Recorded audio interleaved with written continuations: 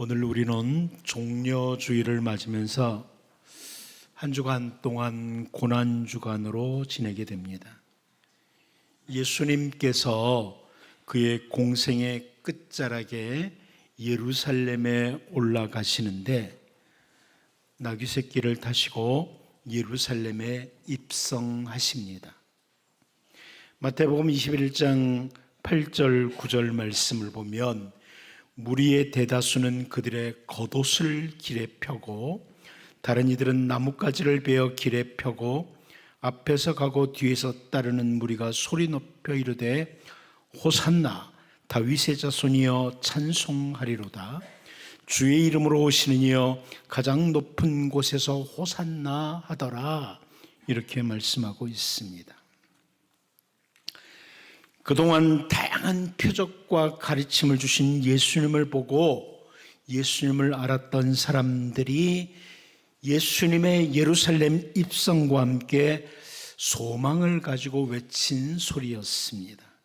물론 이들 가운데 주 예수님을 올바로 알지 못하고 옳지 않은 소망을 가진 사람들도 많이 있었습니다. 하지만 나귀새끼를 타시고 예루살렘에 입성하시는 주 예수님만이 우리의 참된 소망이십니다. 그 예수님이 우리의 참된 소망이십니다. 사도 베드로는 베드로전서 1장 3절을 통해서 우리 주 예수 그리스도의 아버지 하나님을 찬송하리로다. 그의 많으신 긍휼대로 예수 그리스도를 죽은 자 가운데서 부활하게 하심으로 말미암아 우리를 거듭나게 하사 산 소망이 있게 하시며 이렇게 말씀합니다. 살아있는 소망, 아무런 가치 없는 죽은 소망이 아니라 살아있는 소망. 우리를 위해서 십자가에서 대속의 죽음을 죽으시고 부활하신 그 주 예수님이 바로 우리로 하여금 산 소망이 있도록 하시는 분이시다. 사도 요한은 요한 1서 3장 3절을 통해서 주를 향하여 이 소망을 가진 자마다 그의 깨끗하심과 같이 자기를 깨끗하게 하느니라. 자, 이렇게 말씀하고 있습니다. 자, 이래서 어떤 분이 말한 것처럼 우리 그리스도인들의 다른 별칭은 주를 향하여 소망을 가진 자. 우리를 부르는 주를 향하여 소망을 가진 자. 이게 바로 우리의 다른 별칭이라고 말을 합니다. 우리를 포함한 세상에 살고 있는 사람들을 정직하게 점검해 보면 주를 향하여 소망을 가진 사람과 세상의 다른 것들, 아무것도 아닌 것들을 향해서 소망을 가지고 살아가는 자, 이렇게 크게 둘로 나뉩니다. 다윗은 시편 39편 5절을 통해서 주께서 나의 날을 한 뼘 길이만큼 되게 하시매 나의 일생이 주의 앞에는 없는 것 같사오니 사람은 그가 든든히 서 있는 때에도 진실로 모두가 허사뿐이니이다. 이런 고백을 합니다. 여러분, 우리는 인생의 삶이 아무리 길게 산다고 해도 제대로 측정을 해보면 다윗이 한 뼘 길이다 그럽니다. 한 뼘 길이. 우리는 인생이 한 뼘 길이라는 겁니다. 여기 연세 드신 분들 생각해 보면 한 뼘 길이 맞죠? 인생이 한 뼘 길입니다. 그러기에 인간이 든든히 서 있다고 해도 모든 것이 허사다, 해벨이라, 입김과 같다. 자, 이렇게 표현합니다. 인생이 입김과 같다는 거예요. 잠시 있다 사라지는. 참 생애가 허무하다고 이렇게 다윗이 고백을 합니다. 그렇다고 인생 참 허무하네, 낙심하고 자기 비하에 빠져서 살아가는 것이 아니라 다윗은 같은 시편 39편 7절에서 주여 이제 내가 무엇을 바라리요? 나의 소망은 주께 있나이다. 자, 이렇게 고백합니다. 해변과 같은 인생이지만 나의 소망은 주께 있나이다. 짧은 인생이라고 해도 여전히 주님께 소망을 두고 살았던 다윗의 모습입니다. 사도 바울을 통해서 복음의 말씀을 듣고 이 바울 사도를 공격하는 사람들로 인해서 바울 사도가 딱 3 안식일 밖에는 말씀을 전하지 못했는데, 그랬던 사람, 그래서 바울과 작별을 해야만 했던 사람들이 데살로니가 지역에 있는 교회 성도들이었습니다. 그런데 이 데살로니가 지역 교회 성도들이 주님을 향한 귀한 소망을 가지고 있었습니다. 그래서 바울 사도가 데살로니가전서 1장 10절을 통해서 또 죽은 자들 가운데서 다시 살리신 그의 아들이 하늘로부터 강림하실 것을 너희가 어떻게 기다리는지를 말하니 이는 장래에 노하심에서 우리를 건지시는 예수시니라, 이렇게 설명을 합니다. 데살로니가 교회 성도들, 예수 그리스도의 강림을 기다리는 사람들, 예수 그리스도에게 소망을 두고 살았던 사람들, 이렇게 설명을 합니다. 우리도 다윗처럼 혹은 데살로니가 교회 성도들처럼 주를 향한 소망을 가진 자로 살아가도록 늘 점검을 해야만 합니다. 오늘 종려주일을 맞으면서 그동안 다양한 표적을 행하시고 권세 있는 가르침을 가르치던 주 예수님을 보았던 사람들이 나귀 새끼를 타시고 예루살렘에 입성하시는 예수님을 보면서 각자 나름대로 소망을 가지고 호산나 다윗의 자손이여 이렇게 외쳤지만, 갈보리 언덕 십자가에서 맥없이 죽으시는 그 예수님을 바라보면서 그 소망들이 다 사라졌습니다. 하지만 우리는 우리의 참된 소망이신 주 예수님을 여전히 바라보면서 주님께 소망을 가진 자로 십자가의 은혜에 감사하며 살아갈 수 있기를 바랍니다. 첫 번째는 주님께 소망을 두는 자는 그리스도와 같이 그럽니다. 그리스도와 같이. 우리 본문 3절 4절을 다시 한번 같이 읽어보도록 하겠습니다. 봅니다. 시작. 주를 향하여 이 소망을 가진 자마다 그의 깨끗하심과 같이 자기를 깨끗하게 하느니라. 죄를 짓는 자마다 불법을 행하나니 죄는 불법이라. 여러분, 이 구절을 쉬운 성경이 이렇게 번역을 해주었습니다. 예수 그리스도는 깨끗하신 분이십니다. 적어도 그리스도 안에서 이러한 소망을 가지고 있는 사람이라면 그리스도와 같이 자기 자신을 깨끗하게 지켜야 할 것입니다. 죄를 짓는 자는 하나님의 법을 깨트리는 사람입니다. 죄를 짓는다는 것은 하나님의 법을 어기며 사는 것과 같습니다. 자, 이렇게 설명을 해 주었습니다. 예수님은 죄가 전혀 없으신 깨끗하신 분, 완전하신 분이십니다. 그러므로 그리스도 예수님을 향해서 소망을 가진 사람은 그리스도와 같이 깨끗함을 추구해야 된다. 깨끗함을 추구해야 된다. 이렇게 선포합니다. 사도 베드로가 베드로전서 2장 21절을 통해서 이를 위하여 너희가 부르심을 받았으니 그리스도도 너희를 위하여 고난을 받으사 너희에게 본을 끼쳐 그 자취를 따라오게 하려 하셨느니라, 이렇게 말씀하고 있습니다.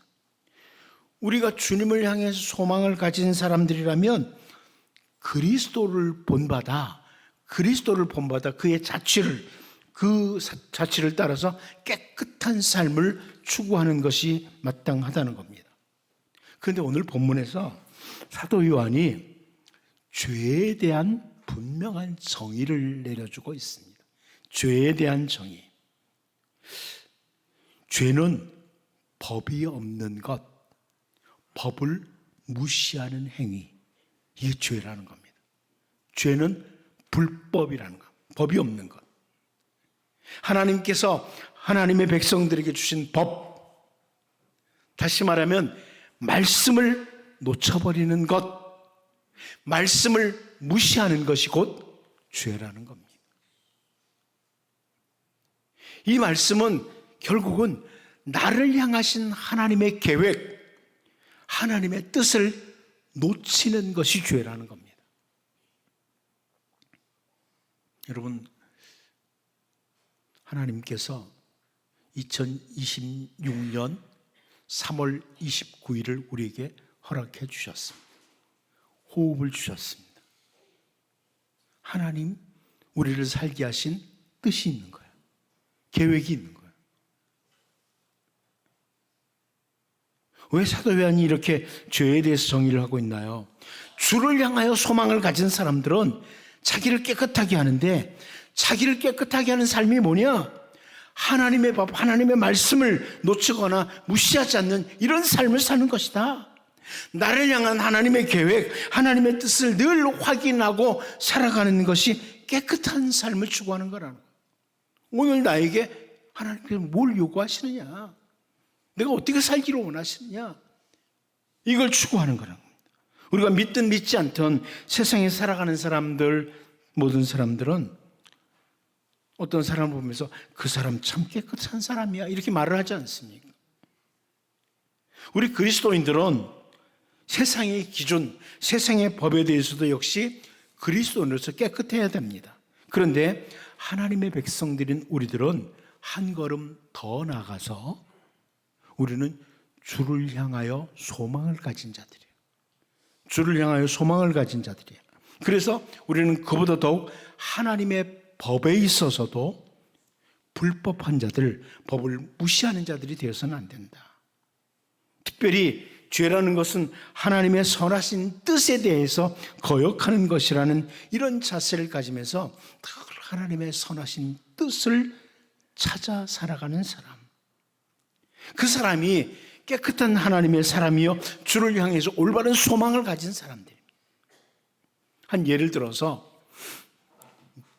그 여리고를 점령할 때 아간은 하나님의 뜻을 무시하고 여리고 성에 있는 물건들을 감춥니다. 그리고 주님을 향한 올바른 소망을 놓치고 물질에 대한 욕심으로 채워졌습니다. 결국 하나님의 뜻, 하나님의 말씀을 놓치는 사람이고, 그 아간을 향해서 깨끗한 하나님의 백성이라고 말할 수가 없는 거예요. 우리는 주님을 향해서 소망을 가진 사람들입니다. 이제 종려주의를 맞으면서 주님을 향해서 참된 소망을 가진 사람으로 우리가 깨끗한 삶을 추구하되, 세상의 기준과 법에 있어서도 당연히 깨끗한 모습으로 살아야 되겠지만, 더 나아가서 하나님의 법, 하나님의 말씀, 그리고 하나님의 뜻과 하나님의 계획에 대해서 늘 거스르지 않는 하나님의 선하신 뜻을 추구하는 이런 깨끗한 주의 백성으로 설 수 있기를 바랍니다.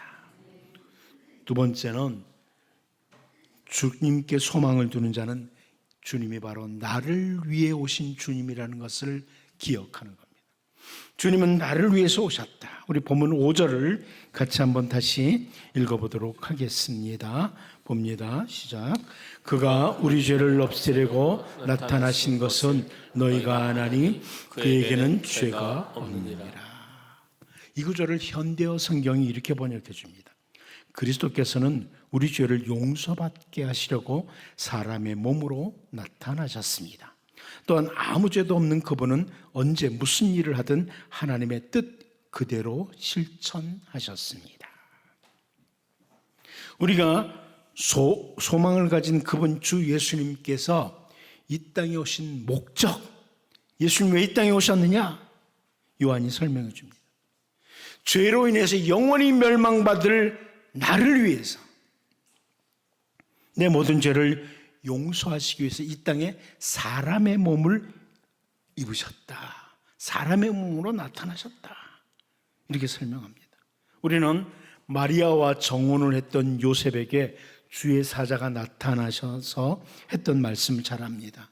마태복음 1장 21절 말씀이죠. 아들을 낳으리니 이름을 예수라 하라. 이는 그가 자기 백성을 그들의 죄에서 구원할 자이심이라 하니라 그럽니다. 예수라 하라. 예수, 그 이름의 뜻은 여호와는 구원이시다, 이런 뜻입니다. 결국 예수님은 자기 백성을 그들의 죄에서 구원하실 분이라는 겁니다. 우리가 주님을 향해서 소망을 가진 자들이라면 우리를 죄에서 건지시기 위해서 오신 주님, 우리의 죄를 치워버리기 위해서, 우리에게서 죄를 치워버리기 위해서, 속하시기 위해서 오신 주님을 바라보면서 자기를 깨끗한 자로, 불법한 자로 서지 않도록 늘 추구해야만 한다. 특별히 사도 요한은 예수님을 가리켜서 그에게는 죄가 없느니라 이렇게 강조합니다. 여러분, 갈보리 그 언덕에 세 개의 십자가가 섰습니다. 하나는 예수님의 십자가고 양옆에 강도들이 달려 있었는데요, 그 한 강도가 남긴 말이 있습니다. 누가복음 23장 41절인데요 우리는 우리가 행한 일에 상당한 보응을 받는 것이니 이에 당연하거니와 이 사람이 행한 것은 옳지 않은 것이 없느니라 하고 그럽니다. 그 강도가 한 말입니다. 이 사람, 예수님은 행한 것이 옳지 않은 것이 없다. 결국 우리 주님은 전혀 죄가 없으신 분으로서 우리를 위해서 엄청난 대가를 치르신 분이십니다. 그러므로 오늘 우리가 주를 향해서 소망을 가진 자들이라면 그 은혜를 기억하면서 불법한 자로 서지 않도록 깨끗한 자로 삶을 추구해야 된다고 합니다. 다시 강조합니다. 깨끗한 자는 어떤 사람이냐? 하나님의 법, 하나님의 말씀, 하나님의 뜻이 기준인 사람입니다. 기준이 하나님의 뜻이에요. 종려주일 그리고 한 주간의 고난주간을 지내면서 우리의 소망이신 주님이 이 땅에 오신 목적을 기억하고, 그 주님은 옳지 않은 것이 없으신 분, 죄가 없으신 분으로 우리를 위해서 십자가에서 나를 대신해서 죽으신 분이라는 것, 이걸 기억하고 주를 향해 소망을 가진 자로서 한 주간 주님의 그 은혜를 묵상하며 주님의 백성으로서 깨끗함의 기준을 따라 복된 삶을 추구할 수 있기를 바랍니다. 마지막 한 가지 더 봅니다. 주님 안에 거하는 자입니다. 주님께 소망을 두는 자는 주님 안에 거하는 자라고 합니다. 본문 6절을 다시 한번 같이 읽어보겠습니다. 봅니다. 시작. 그 안에 거하는 자마다 범죄하지 아니하나니 범죄하는 자마다 그를 보지도 못하였고 그를 알지도 못하였느니라. 여러분, 이 구절은 이단들 가운데도 아주 엉뚱하게 인용하는 사람들이 있고 사람들 중에도 이 구절을 가지고 오해하는 사람들이 많이 있습니다. 자, 예수님 안에 거하는 자마다 범죄하지 않는다. 여러분, 예수님 안에 거하십니까? 그러면 범죄하지 않으십니까? 지난 한 주간 동안 죄를 한 번도 안 지으셨나요? 앞에는 아멘이고 뒤에는 아니옵니까? 예수님 안에 거하는 자는 범죄하지 않는다. 근데 예수님 안에 안 거하나? 이런 생각이 들지 않습니까? 이단들이 참 이용하기 좋은 아주 그런 구절이기도 합니다.